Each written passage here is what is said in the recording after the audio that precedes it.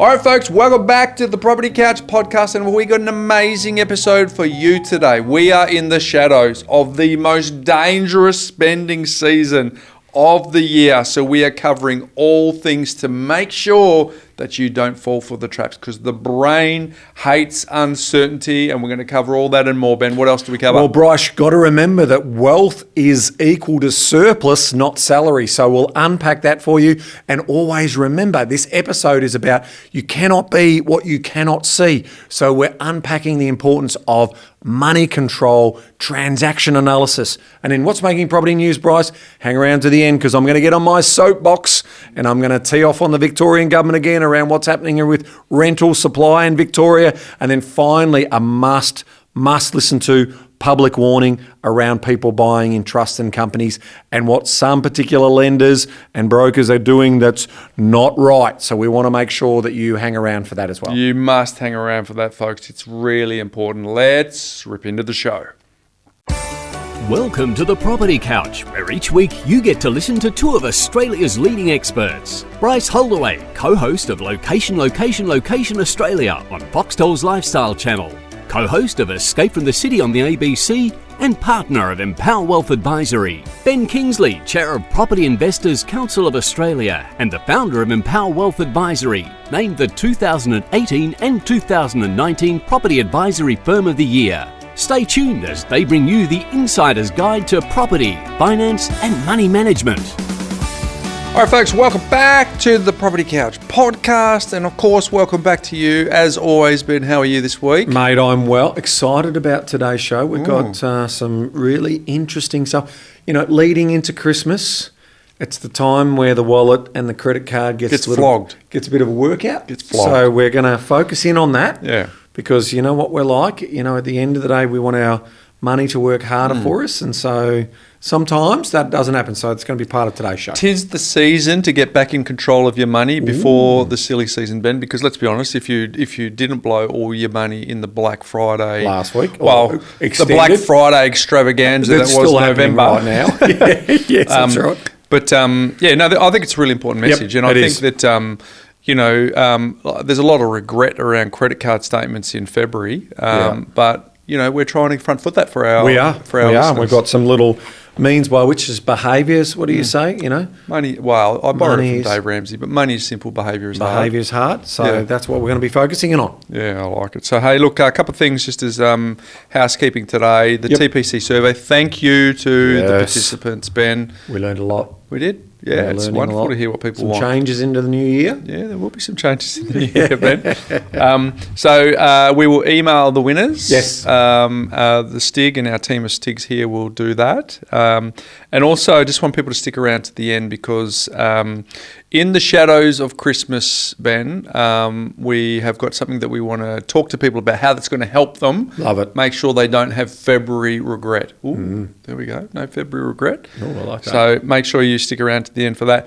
And also, in the past, Ben, we have put our first book up in online so you can actually get it for free. Yes. All you have to do is pay for the postman to deliver. So you're saying our brand new book? Yes. Well, I hadn't said it yet, but you are. Oh, okay. Well, no, keep going. Well, the brand new book, this one here, the $3,000 a week book. Yeah, what's happening? We're going to give it away so you can fill your Christmas stockings. You can see how much prep we do before we push record. Exactly. All about audio. So you can fill your stockings with our brand new book. Yes. We'll give you the book for free. Yes. You just need to pay for the postage. That's correct. And handling. $9.95. So where do I go, mate? Because I'm going to buy a few. Well, that's a good question you asked, Ben, because you go to howtoretire.3k.com.au. Oh, I like it. So how to retire on 3k, not 3,000, 3k. .com.au. Well, that's it. And free book. So we're giving away our new book. Just in the lead up to Christmas so people can fill the stockings. So it won't be available there forever at this stage? No. Okay, so it's a Christmas lead up? It's for a limited time. So got it. Go and check that out, folks. My Mindset Minute theme today, Ben, is something that I came across from the one and only Jerry Seinfeld. So we'll just Seinfeld? Seinfeld? Seinfeld, yes. Yeah, Seinfeld. So they'd spend a whole episode talking about that faux pas that I just did then. Anyway, Yeah, that's right. So let's cut to the reel first. Everything that you're worried about is going to be gone like that. The people that are criticizing you, they're going to be gone, you're going to be gone.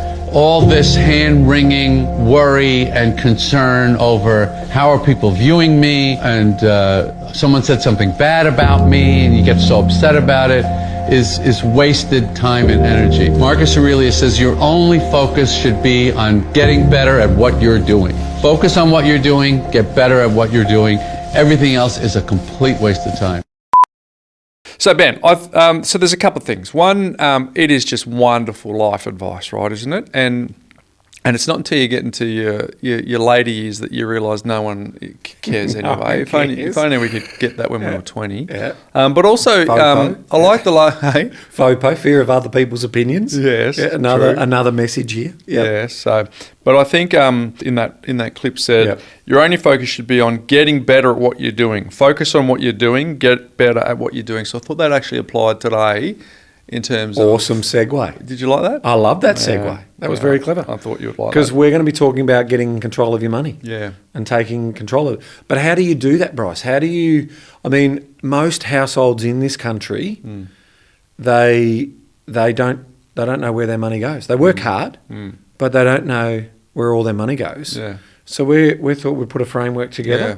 and talk about that. And at the end of this framework, hang around, because we'll also give you a means by which will make it a lot easier to do. Yes. Because the reason why most people don't do it is the effort that's involved. Yeah, So we're going to be focusing on the effort.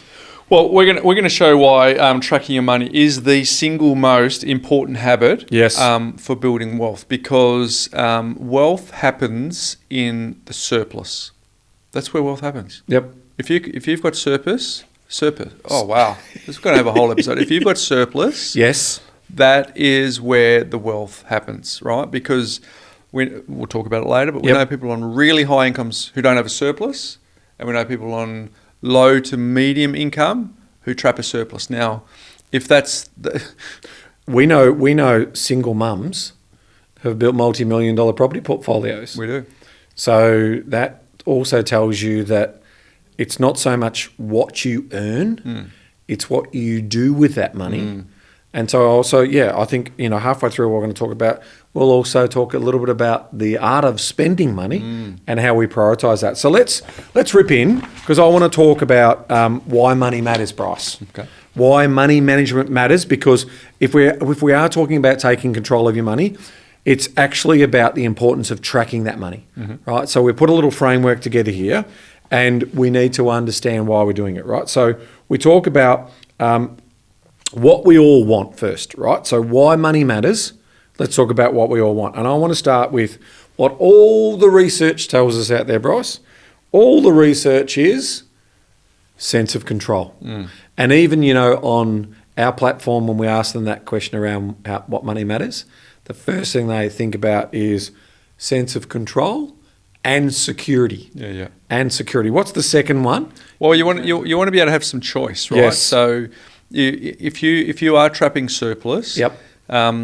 You are buying a little piece of your independence, and so therefore you get to have choice on what you do. And if there's various stages throughout on this podcast where we've talked about if you owe the bank too much money, they own you. Yep.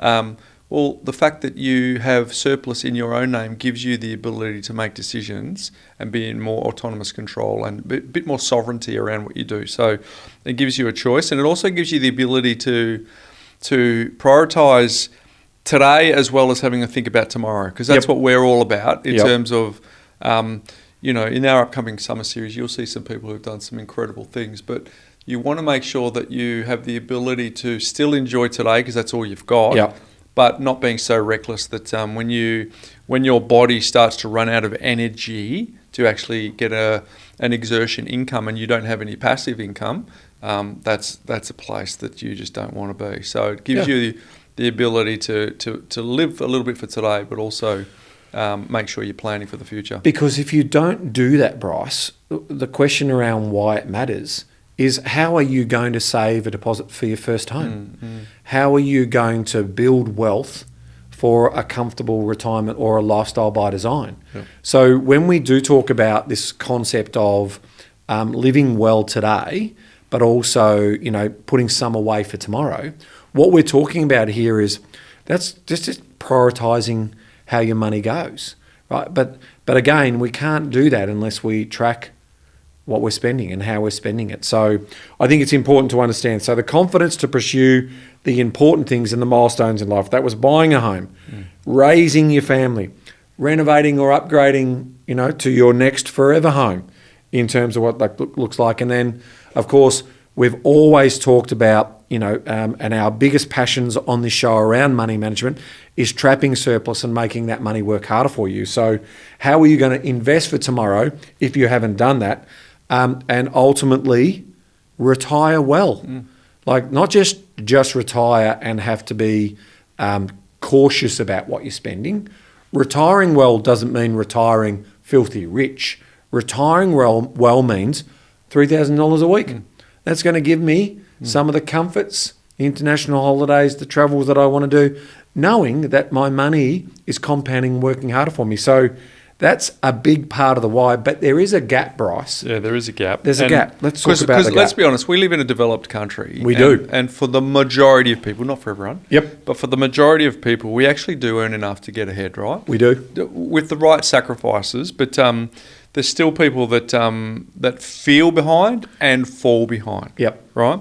So it's actually not about your income, it's about structure. So your brain really hates the uncertainty, and money without structure gives you just an enormous amount of stress, Say that again. conflict, Say that anxiety. Again. When we put this together, this framework, that's probably one of the most important. The brain hates uncertainty. The brain hates uncertainty.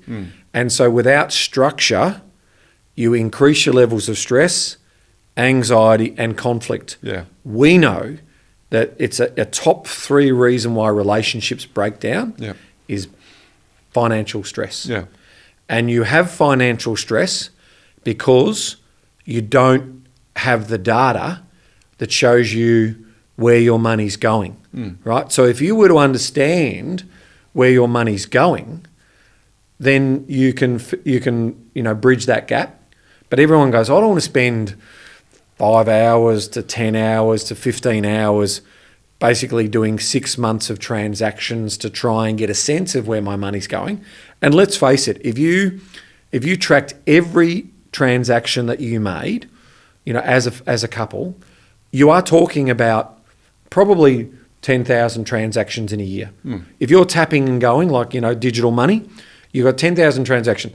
You are not going to want to sit there and manually type in 10,000 transactions into a spreadsheet. You don't know, then I've got to type it in, then I've got to allocate it, then I've got to look at it. So that's the reason why. So we hate uncertainty. Is the flight on time? Have I packed everything that I need to go away with? Have I got all, that just builds anxiety. So we know it's a gap. So as part of that story is we've got to fill that gap, but we've got to make it easy. We've got to make it easy, and speed to answer is something that we take in this digital age. We want speed to answer. Yeah. So we know it's a problem, and we know that's why the vast majority of people don't track their money and track their spending, because it's just too time consuming. So we've got to solve that problem. More about that later. And I've spent some time understanding the whole online marketing world, Ben, and the way that pages are structured is at the top is emotion, then followed by that is logic, and then the last part is fear.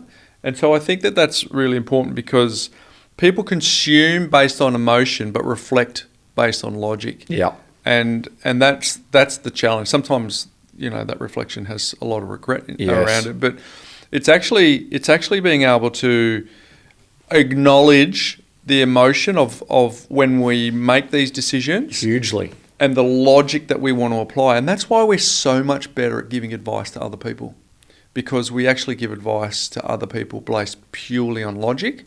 But when we're trying to apply it to ourselves, it's actually hard to remove the emotion part of it, right? So Well, it's super hard because how many people are doing retail therapy because of the challenges some that they've got compensation of something else internally? that's going on. Correct. Exactly. So we understand in our community, our beautiful community out there, if you're listening to this, we understand that it happens to all of us and we can have moments of vulnerability, and sometimes we think we've got to spend money to make ourselves feel a little bit better. But when the cold heart of logic kicks in and we have that, some of it is regretful spending, where it hasn't solved that underlying challenge that we've got, and it all comes back to, obviously, we know psychology-wise, loving yourself and being comfortable in your own skin. So we all know all that to be true. But if we can, where we want to help, right? Like ultimately, we're not life coaches. We're not going to sit here and, there's people out there who are brilliant at that sort of stuff. So go and read their books and get knowledgeable in that particular space. But the job we're trying to do here is we want to make sure that we're bridging the two universes around that. So we want to show, the hidden superpower of awareness, because when we're doing some of that retail spending and we're feeling we're not good enough or whatever that may, if we're aware of that, some people just, put their head in the sand and there's no awareness. But that awareness piece is really important. It is. When it comes to money management, it's really important because when you know where your money goes, that's the first instance of awareness where we can shift behaviour. Well, if money is simple and behaviour is hard, that's the important part, right? Because if you start spending with intention, yes, you can sort of overcome that need to spend with impulse, right? So, and then you get a bit of clarity around what's possible and what's important and what isn't. But without that intention, that's where most people get in trouble, right? And it's just in the too hard basket, and it's just this uneasy feeling that underpins just but without actually clear line of sight, we'll just continue to do that, right? So I think it's really important that by you said it's a superpower. We've said it here. It's a hidden superpower because money management provides a feedback loop, right? So without tracking, what happens is you get no feedback, no improvement, and you just end up staying whatever slippery slope you're on. Versus the tracking, okay, there's clear feedback. Then you've got improved habits, then you make better decisions. And you can imagine that as a cycle, Ben, that you track and then you get more clear feedback, then you make your habits get stronger, and then you've obviously make better decisions. And if you read Atomic Habits, Ben, which is James Clear, and we've had him on the podcast. We'll put a link to that if you ever want to listen to that. It was a ripping interview. It was. But he talks about if you get 1% better every day, 1%, you'll be 37 times better by the end of the year as a compounding. 1.01 to the power of 365 is around 37, Ben. Yep. But if you get 1% worse, Ben, and you apply that formula, you actually get close to zero. I think it's worth double clicking on this point, Bryce, that if I'm aware, now, if you don't want to be aware because you know that what you're spending and that type of thing is causing harm, you're either going to have to bottom out completely. And we know a lot of behavioural change comes through a crisis or and so some people tell the story, I was down to my last dollar, and that was the crisis that they had to go through. So, in terms of trauma, some people call that a trauma event. But we're trying to convince people to move away from the trauma events because most people are aware that they're probably spending too much. They don't want to know about it. But we're saying to you, please, if you want to be great and live a lifestyle by design, you need to put some money away for tomorrow. Pure and simple. This is not rocket science. You need to start making your money earn more money for you. If you keep spending every paycheck to paycheck, that's not going to happen for you. How much you need to put away is obviously of great debate, but let's start with 20% if you've got no other costs. But if you've got other investments and you're contributing to those investments, that makes a lot of sense. But the tracking, to your point, Bryce, the feedback, the clear feedback, can only improve habits, because if we can't be aware, we can't shift our behaviours. Now that we're aware, we can shift those behaviours, and that can increase the improved habits that we build, to James Clear's point, and then we're making better decisions. So for me, we talk about wealth creation, and I'm going to slow this down. Wealth creation starts with consistency and measurement, not guesswork. Yeah. You know, and this is in everything, Bryce. I want to run a marathon. I'm going to have consistency, and I build up, and I'm going to measure what I do. I want to travel from destination A to destination B. I'm going to have fuel in the tank. That fuel in the tank's got to be able to get me to that destination, and that becomes really meaningful if you're in the middle out in the desert. Am I going to be able... So we do it in other parts of our lives. So we want to be able to make sure that we have consistency and measurement and not guesswork, because guesswork just leaves opportunity cost on the table. Yeah, agreed. So what are some of the common mistakes that people make? First one is they've got it all in their head, right? So they're playing a game of mental maths. And this is something that Tim Ferriss actually taught me, but you don't want to use your brain as a storage device. You want to use it as a creative, strategic thinking machine rather than a storage machine. The problem is that a lot of people do keep their budgets and their mental maths in their head. So, and what actually happens is when you've got all these other things that are going on in your head at the same time, and you've got to, what are we doing for dinner tonight? What am I doing over the weekend?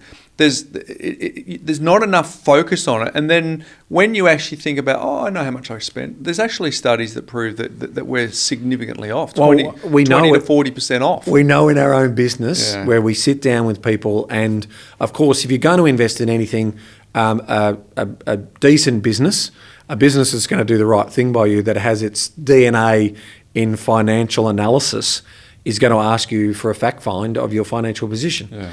And so what happens is you get a static input of that financial position, and usually when we then start tracking that number, it's between 25 and 30% below.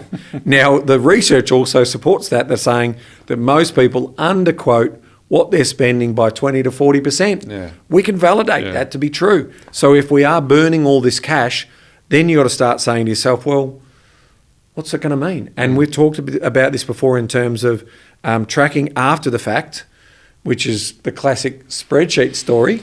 And we've talked a lot about this in terms of driving, looking in the rear vision mirror. So that's why we've always said static budgets do not work. They do not solve for anything. Don't work, they don't take into consideration irregular spending, because if they've only, all your discretionary or critical spending is, sometimes ad hoc in terms of when you've got to buy an asset or replace an asset. None of that's in your budget, so that blows your budget out. So, it's just one of those important things that you don't want to be looking backwards. So you need a solution that's going to be tracking on a regular basis and an ongoing basis to be able to be part of that. So all in your head, that's a mistake. Tracking after the fact using spreadsheets is another one. A third one is relying on bank balances as a proxy, and I think a lot of people would do that. So, and this is a common mistake on many fronts, right? So for those that are trying to manage spending through the bank balance behaviour problem, the challenge from that is early in the pay cycle, you look at your bank balance, and without any line of sight on what provisions, what's coming up, it looks quite healthy. And then what actually happens is at the beginning of the cycle and at the end of the cycle has two very separate psychologies around optimism and pessimism, which then leaves you sort of doing unconscious spending, and then ultimately you end up with I've got too much month left at the end of the money. Where did that go? Like my static spreadsheet says I should be banking $1,000 surplus here, and I'm struggling to even show that I've got $50 surplus. So I think that is the biggest challenge, that the most common, the easiest trap to fall into. But really, I still remember, Ben, when I was working whilst I was just finished uni, and every Thursday night I had this, we're obviously more sophisticated with our online platform now, but I remember always never letting myself be fooled by the bank balance. I always had the bank balance down the bottom, but I knew what my major expenses were. I divided them by 52 or 12 or whatever the cycle was, and I would allocate it, and I had a running tally, and I could remember I used to do it in pencil. It was at the back of a little diary, and I'd rub it out, and I actually look forward to that. What a nerd. I'd look forward to that, even to the point where I wouldn't even fill up my car. I remember allocating $20, and say full at the time was $22. I wouldn't fill the tank. I'd only put the $20 in, and then I had to make sure my driving compensated for the fact. Well, it's a classic case of, and if you're tight ass like me, you would go to the petrol station, and if the price had spiked up, you'd only put your $20 in, Yeah. To that point. Because you're like, well, I'm not paying the extra 20 cents that it just, so I'll wait till the Tuesday or whatever it was when the price came down. So you'd sort of my day to get along really well. you do that math to work out that, but it's like that, those little things happen where you can save $10 here, $20 there, or whatever it is. And this is the point around this unconscious overspending, right? Yeah.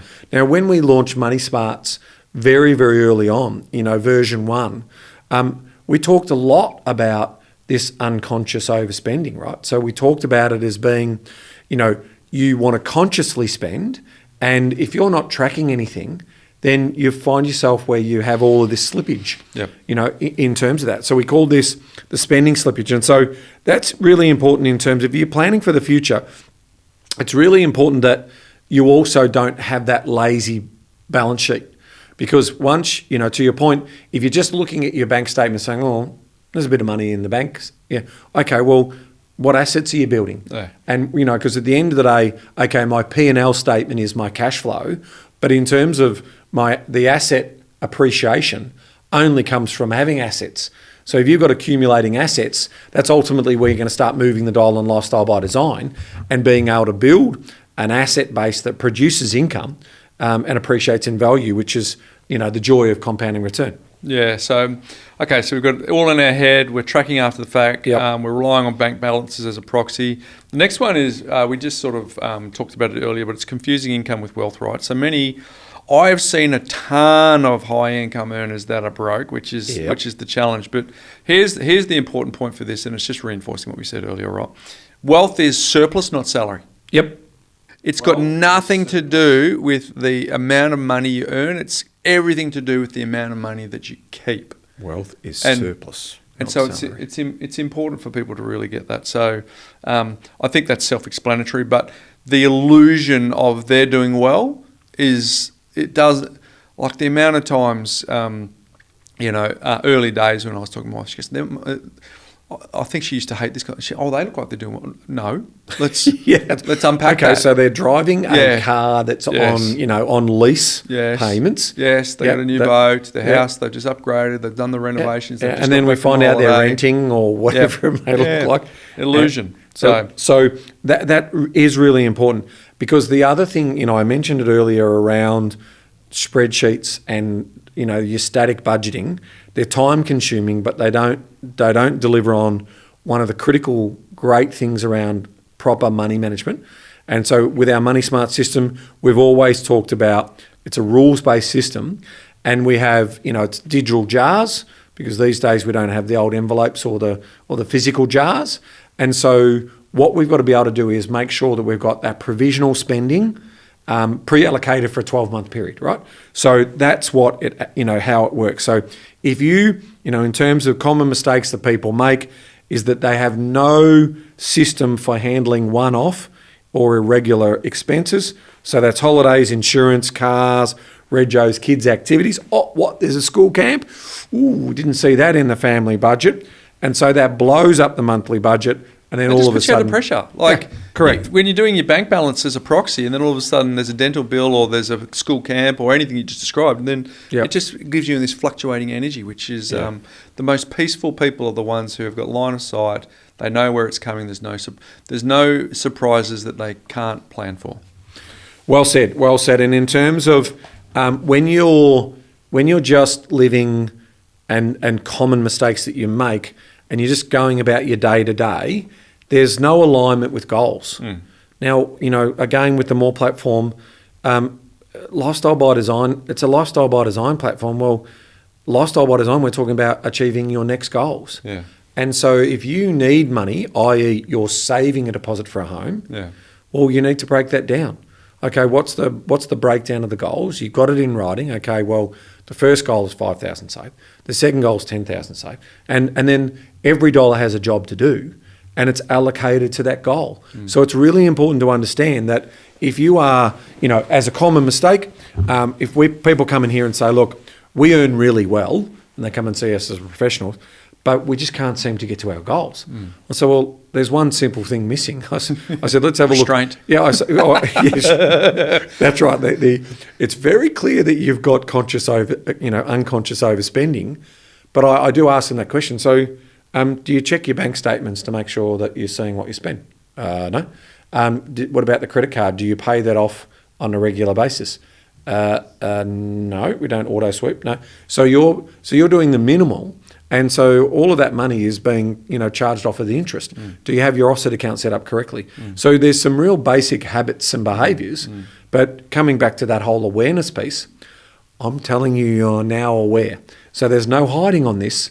Like ultimately, it's now an accountability story, right? And as a great advisor, when you're sitting down and talking to your customer, you're basically saying, your clients, you're saying, hey, listen, the judgment is going to be around helping you get to the goals you want to get to, right? So when I'm sitting down, I'm saying, as a trusted partner, if something was going wrong, should I be, speaking up and telling you about that?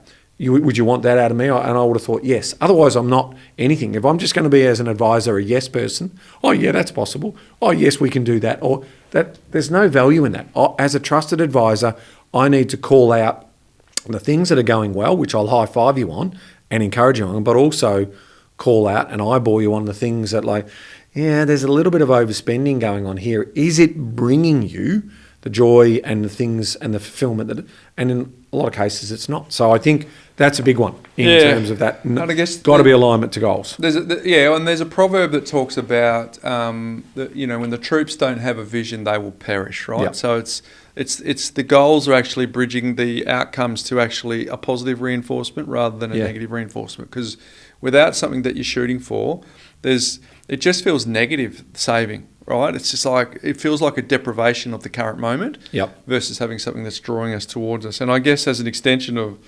no alignment, then a subsection of that is set and forget goals, right? Yeah. That are just, they're just January goals. They're not March and June and August and September checked in goals. They're just January goals. And then you get to the end of the year, or if you're running a financial year, obviously the end of June. But set and forget goals, they write them once a year, but they never track the progress on a monthly basis. And so that means there's just massive disconnect between outcomes and actions. It's no less different to in a micro version of, my money goes in at the beginning of the month or whenever it is, and by the end of the month I'm expecting to have this much, but there isn't. There's no surprise in the disconnect there. It's just a magnified version of that. Classic case of, I'm going to run a marathon this year. And then, I might do a couple of runs and then, I might pull a calf or do something in my age. That's what you're going to do. And then, so all of a sudden that goal just feels so unattainable. So I break away from it and that's something. But so we think it's a mistake to think about set and forget goals. Goals should be checked in on a monthly basis because, if you're seeing progress, that's a habit change that that James Clear and you've always talked about in terms of breaking it down and again putting them in writing is going to be a really important part of that. So let's now shift pace, Bryce. They're the common mistakes we see, and that's the coaching that we want to try and eradicate people from doing. But what does best practice look like? Well, I guess I guess we're singing from our hymn sheet here, but having a very simple, sustainable system wins every time. So if you think about our book, Make Money Simple Again, How to Manage Your Money in Less Than 10 Minutes a Month, the idea is to not go from one extreme of the spectrum to not having a clue to going to the other end of the spectrum, which is micromanaging to the Scheissenhausen, which really just makes it, usually in a partnership, one person loves that, the other doesn't, and it drives each other mad. It's really bringing yourself into the part of the spectrum where you go, okay, we're going to be intentional about our goals, going to be intentional about how we spend our money, but the check-in process is actually manageable. So for the irregular provisions, there's an opportunity to check in on those on a monthly basis. But for the regular daily transactions, we obviously talk about a 7-day float, Ben. So that you can just have freedom within your 7 days, but just swim between the flags. So the simple, sustainable system is what we think wins, and it's a monthly rhythm rather than the obsession that comes from daily or weekly. Correct. So here's the coaching for our community. It doesn't have to be daily. It doesn't have to be obsessive. Okay, you've got better things to do with your time. Right? Time is short. The other great reason why we want to track is because we want to build choice and time. Right? The two things that our money will do for us in the future. But here's what, so we're now getting into clear, organised and understandable categories. Assets, income, expenses, and borrowing, right? And think of each of them as having a financial card attached to them. That's a really important thing, and they're linked to those categories. So that's two important things. Now, in terms of the more automated, because again, we're not saying, hey guys, you're gonna have to track 10,000 transactions in a year. It's got to be automated. There's got to be a way in which you can build rhythms and systems, and software allows you to do that. Spreadsheets, not so much, right? So if you've ever run a small business and you've had an MYOB or a package, you can normally set up reoccurring transactions, and they just basically automatically fill every month. And so you're not doing as much of the key work, and you're building, you're getting speed to value. But the two things that a system must have in it, and that is it's got to have cash flow awareness, right? So you've got to be able to, from a spending point of view, you've got to be able to see what's coming in and what's going out and what's left, right? And that is the surplus. The surplus is the engine room to wealth building. You heard Bryce say it a second ago, in terms of wealth, is surplus, Not salary. not salary. So that's one of the big takeaways we want you to come off the back of this. So we're still saying, like we have for all the time with our Money Smart system, monthly check-ins, right? So this is where we're designing a system for you that still allows you to check in every month, and we want to make sure that we have accuracy and convenience around that. Well, surplus, not salary. Salary is for income and expense. Yep. Surplus is for assets and liabilities. Like Building wealth.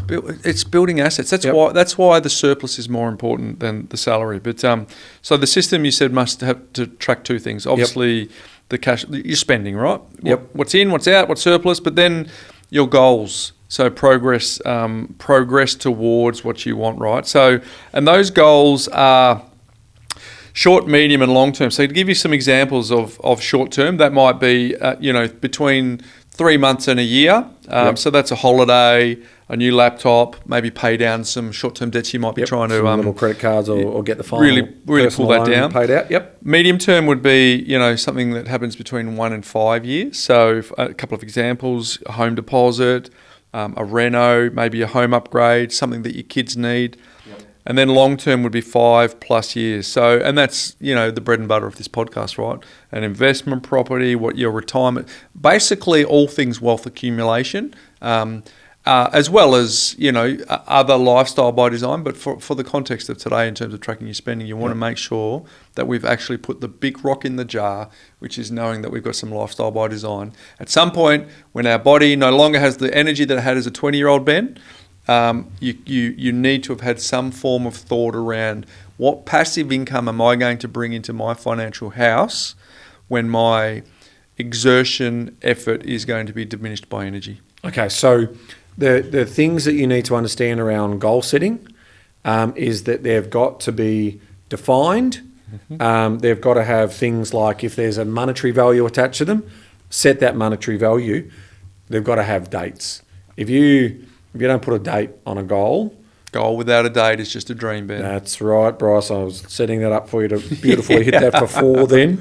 Then you got, obviously, the monthly surplus allocation. So again, every dollar's got a job to do. So it's important that as you set those targets and the time frames, make sure you do that. And you've got to track progress, because if you don't track it, then you won't build those habits and behaviours and see the movement that you're making towards it.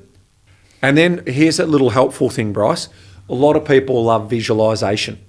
I know you're big on visualization as well, in terms of that story around. So if visualization helps you to motivate you, so we've talked about putting images on fridges where your eyeballs are going to, but also, if you have got a goal setting app or whatever it looks like, I guarantee you there will be the ability to put an icon or an image in there that drives you to that particular outcome, because it's, two things. It's showing progress, but it's also, it's saying, this is what I want to be. And if I can't see what I can't be, then I'm not necessarily going to be part of that. So we know in the Moorr platform, Bryce, that we've built our goals section exactly to this specification, and you want to be able to track that progress.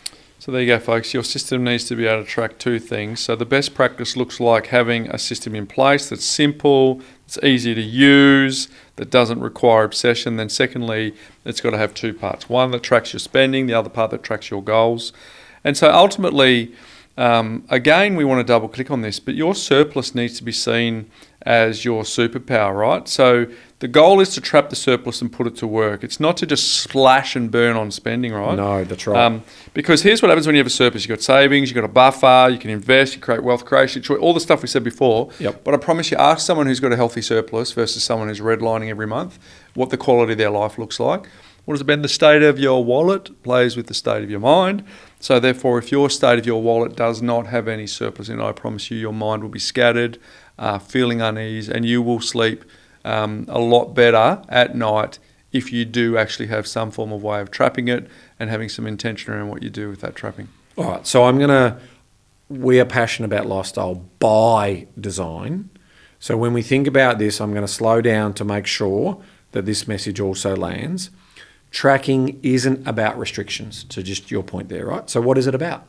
It's about freedom, it's about independence, and it's about directing your money from low value to high value, to things you value highly. Yeah.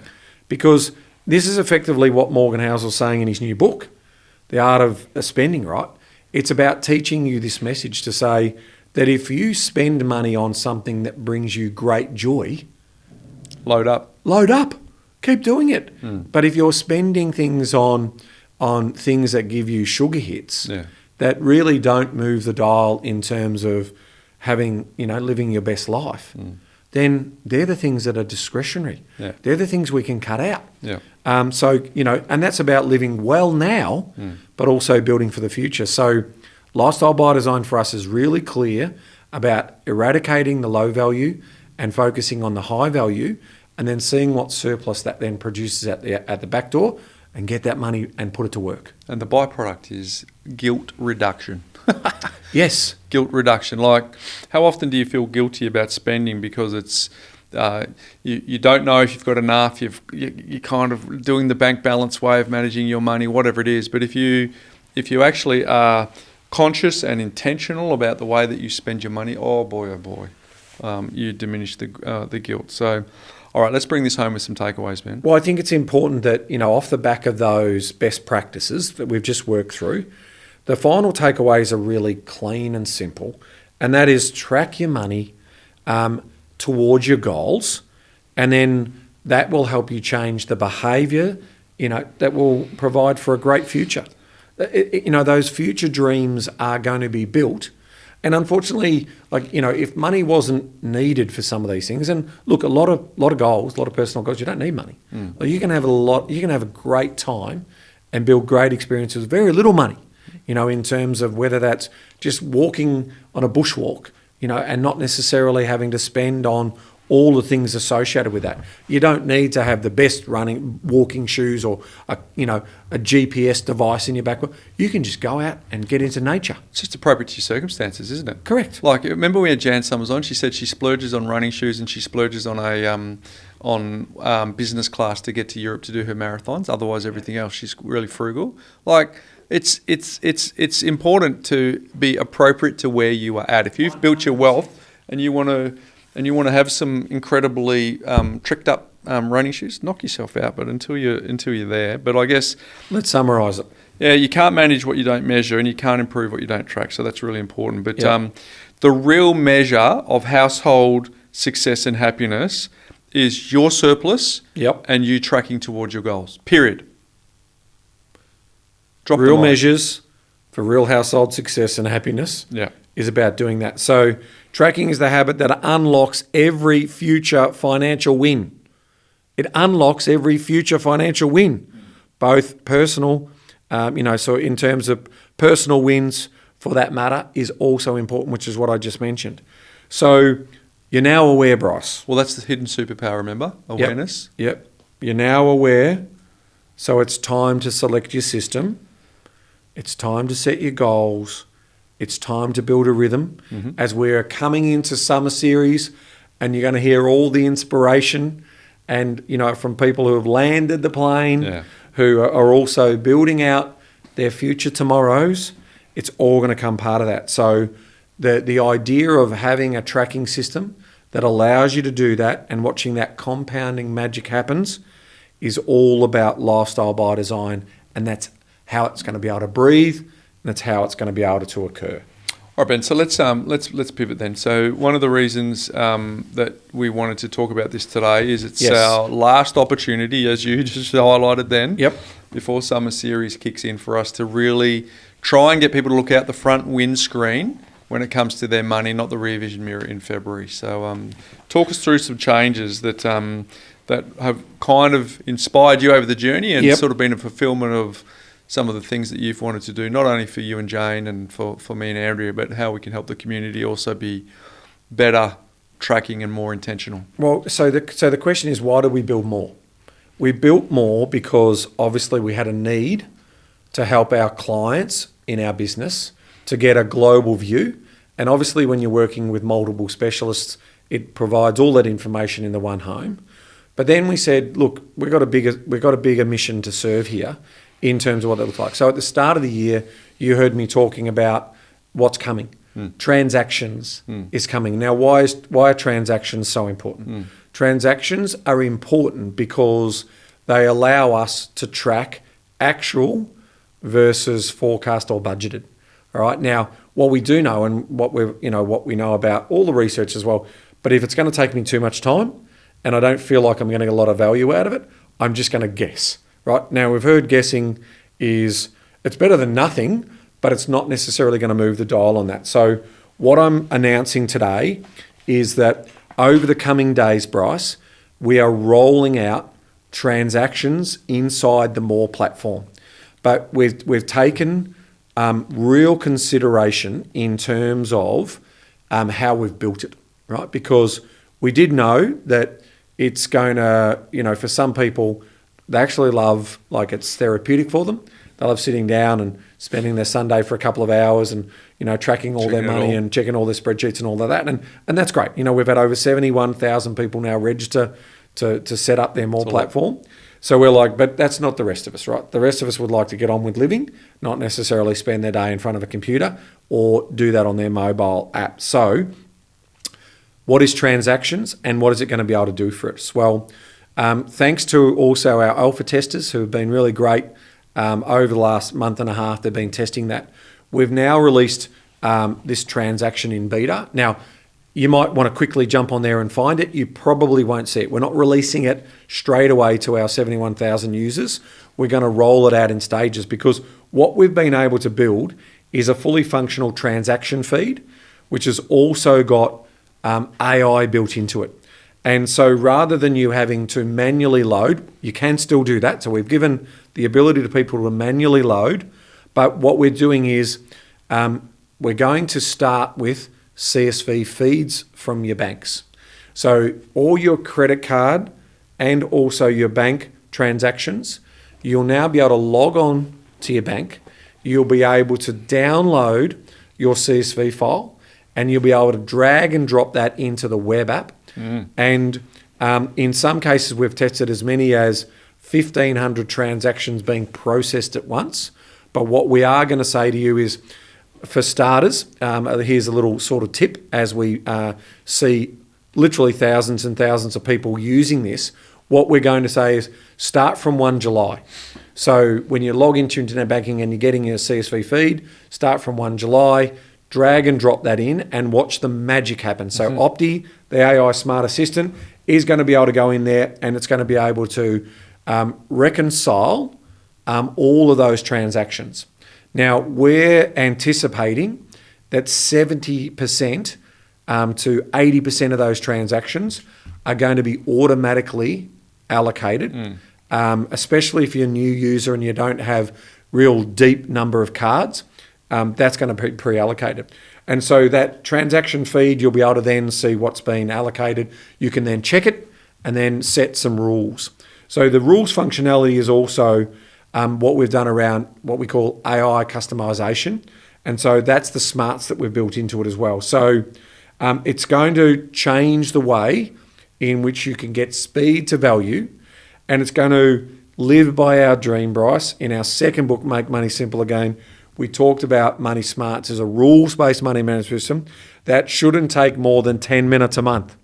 So we're now saying after we've got Money Smarts 2.0, you can still run Money Smart. So for all of our thousands of Money Smarts users out there, this is integrated into Money Smarts. It's just going to make all of those transactions even easier to track, and all of your provisional spending, it's all going to be done for you, so you no longer are going to have to manually load those in. So we'll continue to say to you that through the Moorr platform, you'll be able to run your Money Smarts, or for those people who just want to run their My Financials, which we've talked about earlier, it's now available inside the platform. And as I said, it's in beta, so we're rolling it out. So depending on when you're listening to this, if you're listening from the day release or a couple of days later, there's going to be some, a group of people. We're probably going to batch 1,000 people a day and see how the system's holding up, because we are talking about millions and millions of transactions loading into the system. And then obviously over that December period, we'll start to roll it out to everyone in December. And then in January, just letting everyone know that we'll probably also throw a couple of quick little announcements on the podcast for a big webinar release, where we're going to basically, we know that January is the time that most people think about budgeting and they give it a go again. So we're going to have a webinar probably in the second week of January, where we're literally going to train everyone up on how to use it. But also, more importantly, there are tutorials that are already available. So if this has sparked an interest for you and saying, I've never really wanted to do this because I know the effort was going to be too much greater than the reward, so the juice wasn't going to be worth the squeeze, we're going to say to you right now, the juice is absolutely worth the squeeze. So give it a go. And if you can't wait, well, we're releasing it before the 1st of January. So we're going to give you a chance to go into beta and have a play around with it. And we'll continue to iterate it and improve it. So come January, when we do our full webinar release, we'll hopefully have thousands of people, maybe even tens of thousands of people who are going to be using this transactions. And Bryce, are we going to charge for this? Well, no, mate, we aren't going to charge. But what I'd say to folks is don't wait until Jan. You just said that most people are doing it in January. And here's the challenge to people who are listening to this pre-Christmas, right? And we're pre-Christmas 2025, is that really lean into trying to resist. Because it's easy at this time of the year. People are tired, man. Yep. And they just look forward to the silly season. I get that. But when you think about what happens on the back end, we've got to wait until Australia Day, or the long weekend there, and then all of a sudden kids go back in late January, February. So you're actually not getting, and then I've got to settle back at work. So a lot of people aren't actually getting any momentum until March, even if they're doing it. Correct. Right? So I guess the point here is, yes, it is free. Yep. It is part of our commitment on the Property Couch to help people actually manage their money better, so they can trap more surplus and get in touch with their lifestyle by design. But I'm going to really challenge people who are listening to this, and something just sort of triggered in what you've just been hearing us talk about. Like, find the time this side of Christmas, because the dividend for you will be vast. You will not only have a better experience through this season of high spending, but you will start the year on January the 1st on the front foot, ready to step on the gas, ready to get a jump on the rest of the market, and actually set up what will be a significantly better year for you. Early bird catches the worm. Well, it's kind of the same process, that the earlier that you get to start thinking about this stuff. And so if you're listening to this in November, great. If you're listening to this in December, great. Do it now. Well, if you're thinking about, I'm going to read a couple of good books over the Christmas break, I've got a few days off and so forth, instead of grabbing a book, just basically jump onto the Moorr website, on the link in the show notes here, and watch the tutorials, get an understanding, and have a play around, kick the tires on it. Because I know, we live a very busy life. Work is always busy for me, and so I know for me to slow down on the Boxing Day, between Boxing Day and New Year's, I get a little bit fidgety, and that's normally when I try and pick up a book or I want to learn about something. So maybe that might be the time. Because everyone's pretty busy up till Christmas. So we'll give people a round little disc, Ben. Yep. And it's got TUIT in it, so to it, right? So it's a round disc, to it. We'll give everyone who's listening to this, because someday I'll get around to it, right? And so we're giving you the round to it now. There it is. So that you do it before Christmas. Metaphorically, we've given it to you right now. We'll put it on. We'll put it on the link. So there'll be a visual that the team will put up for you. So it'll be a round circle with a to it in it. So when you get around to it, you can get around to it now. Yeah. Is my call to action. And there might be people who are using other systems that have got bank feeds and so forth, but we've had a lot of feedback from our users say some of them aren't accurate, they're breaking down. So we've intentionally decided to allow for manual transaction uploading, very slow, but now this CSV with the AI built in fast tracks that. We promised that we're going to connect open banking, so there will be those people who will be able to do open banking and potentially have money on autopilot. Now, the open banking does cost us, so there will potentially be a small subscription, so I want to be really transparent.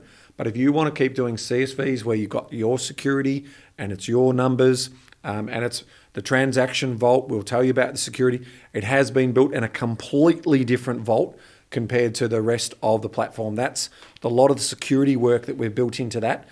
Makes it basically all encrypted at rest. It's very, very difficult to get into that. So there's a lot of security layers that have been built into that as well. So I cannot encourage you enough that when you log in to your Moorr account and you see under My Money, you'll now, once we've turned it on for you, because as I said, we're doing it in stages, if you see transaction feed, well then you know that you do have the ability to now load multiple transactions at one go, and that's the game changer. So there you go, folks. There's no excuses now for you not to be in charge of your money. We've obviously set up the episode as to why you would actually consider even doing that in the first place. But very exciting. Yeah, very exciting. The team have been working incredibly hard behind the scenes to make that happen. You don't control your money, you don't control your life. It's pretty simple. And folks, you're going to hear stories around people on our summer series who have just absolutely bootstrapped their way to significant property portfolios. So this is a way to bootstrap it. It's cost you nothing to do it. It's a simple system that's designed to help you trap. So, hey Ben, my lifestyle by design hack today, I found this reel. We're going to have a quick listen to it first, and then I'll circle back. Your private emails are being scanned right now by AI. See, most Gmail users have no clue what happened last month, but Gmail flipped the switch that lets Google's Gemini AI scan and analyze every email and your attachments, financial docs, private messages, all of it. And the wild part is that you didn't say yes, it was just turned on automatically. So this means that Gemini can now use your data to train AI models, build ad profiles, and learn from your personal info, even your private stuff. But here's the part that nobody tells you. You can actually shut it off, and it takes less than 10 seconds. So here's what you got to do. So you're going to go into Gmail in a web browser, and you're specifically going to go up here to the gear icon. Click that, and then you will click See All Settings. Now, once you're in here, you're going to scroll down until you see this right here, Smart Features. You see that? You're going to uncheck that.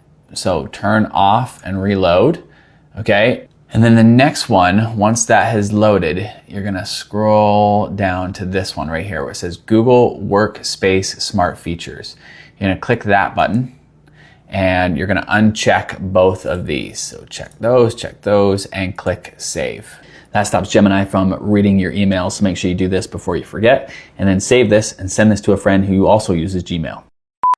So there you go, Ben. So if you actually have a Gmail account, Google have just by default switched over to snooping through all of your emails so they can learn as much as you can about you, obviously, to sell products. So we're going to put the link in the show notes, or you'll see here, Stu McLaren is the guy who sent that through, Ben. But I did this today. I actually did this today. I went through the settings. You have to go onto the web browser to do this. Okay. And just follow the bouncing ball. It did literally take me 10 seconds.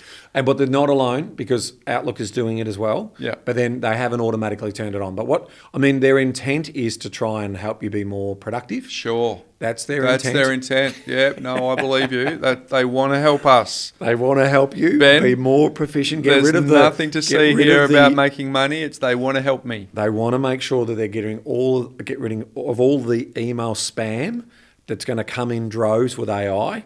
So they're trying to weed out what's important for you and then hopefully make you a little bit. But I get it. I understand why people want to turn it off.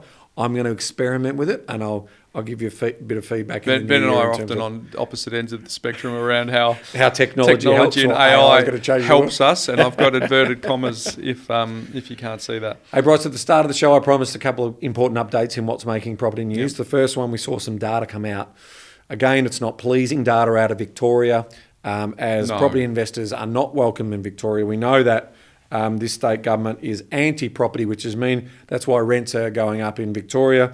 But we did see rental stock fall another 1.5% in the June quarter data that came out.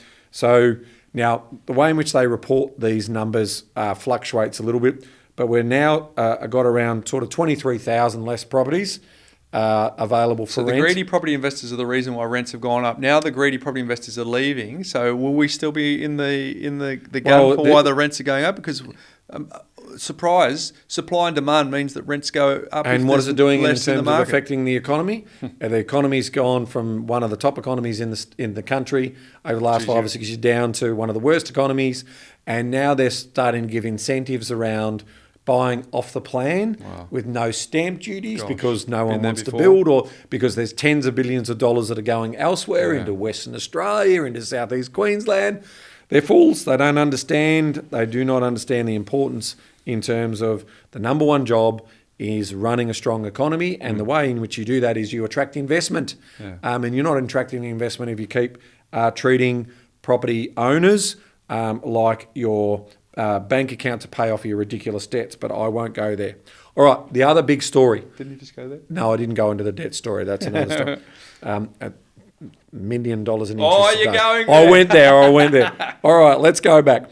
Right, the other thing I promised to talk about is we've been on this bandwagon around trust lending and company lending, and I've been really encouraged by people reaching out to me personally through my channels, LinkedIn, through my picker role, and they are disclosing and building evidence of people doing the wrong thing, businesses doing the wrong thing. I'm building a lovely little dossier that I'll be presenting to ASIC and to APRA in terms of what's happening. Now, the latest bit of intelligence I've got is that there are some business operators out there who are coaching their clients to set up multiple trusts and do applications simultaneously. So 4 applications going to 4 different trust lenders at the same time. So when those literally pushing the button on 4 different applications going through the technology platform. And so what's happening there, Bryce, is that they're trying to avoid the detections on the credit files. And so when they pass through those gates, those other ones aren't there, right? And so it's bordering on fraud, because what they're trying to do is prevent those applications from being disallowed or not approved, or declined is the word I was looking for there. Well, you got there in the end. And so now, Bryce, you know, it's my first radio. I was a mortgage broker in the 2000s, and when low docs and no docs were around, this was the sort of stuff that certain brokers did in terms of building up multiple property portfolios by avoiding the lender's mortgage insurance person knowing about, okay, if I do a loan with CBA, they use Genworth as a mortgage insurer, and if I then do a loan with ANZ, they use what's the other one? QBE as the mortgage insurer. Gaming the system. They were gaming the system, right? And so there are property spruikers out there now teaching people how to game the system. There's other examples in terms of valuation gaming that we've seen out there. But this is what I'm saying to the regular punter. Don't be involved in this. Don't, like these people that are promising unlimited borrowings and multiple property purchases, and they're facilitating this and potentially getting you into a lot of debt.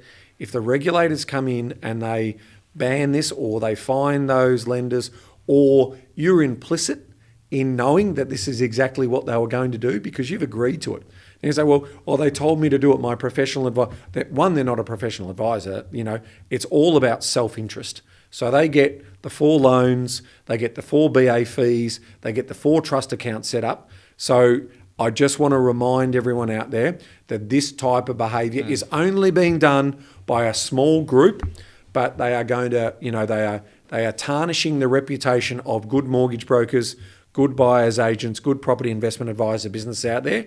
And so this is going to hit the media at some point, the mainstream media. It's already hit the trade media in some respects. That's why Macquarie has decided to step away from this. But it's coming to these people who are doing the wrong thing. It takes the regulators a bit of time to get their case together, but please don't be a part of it, right? And I know they're selling you on this dream that you're going to be able to get rich quick and you're going to be able to have multiple properties, and all the properties are going up because conditions are great at the moment. But if you're buying into these regional towns and you're believing that these property values are going to be sustainable and they're not going to correct, then you're going to be poorly misled. And so as my final message for this year before we go into summer series, please, people, be safe out there. This, again, is all about their self-interest and about the money that they make, so they can say that they've got 30, 50, 100 properties or whatever they've got, which sucks in the next consumer. So it's a consumer buyer beware message as we close out this year before we move into summer series. I love it when you go into politician mode. Your voice gets up, you lean forward into the mic. It's just well and truly pick a hat time. No, I think save people. I think the advocate work that you've been doing is incredible. It doesn't surprise me that people are reaching out to you, and so they should, because we are advocates for a market that is fair for all of us over the long term, not for people to just go and cherry pick in the short term, and then all of a sudden people get involved that make it stuff it up for everyone. We cannot have property seen as a speculative transactional asset. Residential property needs to be protected. It will be regulated. Mum and dad investors will be regulated out of the game. Out of the game. Yeah. If we have these animal spirits continuing, it'll become an elite game, and that's not what you want. No, you don't want that. Exactly. So there you go, folks. Ben's given you a bit of an indication, but we are excited about next week. We have got some incredible guests lined up for you for summer series. So as you are now going to just move into relax mode, hopefully not relax mode on your transactions and your spending, but as you go into well-deserved holiday time, relaxation, you're putting your headphones on, hopefully in another location with a fishing rod or a caravan, or away on holidays, or just spending time with your loved ones. Listen to these incredible stories. They are amazing. We've got 2 categories for you. We've got the people that are landing the plane, and there's some really good ones, I promise you. And then there's some people that are once bitten, twice shy, that have had a story that you can learn from, so that you can make sure that you don't get affected by that in your property investing activities. But what a year, mate. It's been fun as we pivot into what is a really cool time of the year for us, having these wonderful conversations with these wonderful people. But, mate, until next week, knowledge is empowering, and bring on the summer series so you can take action. New edition. See you next week, folks.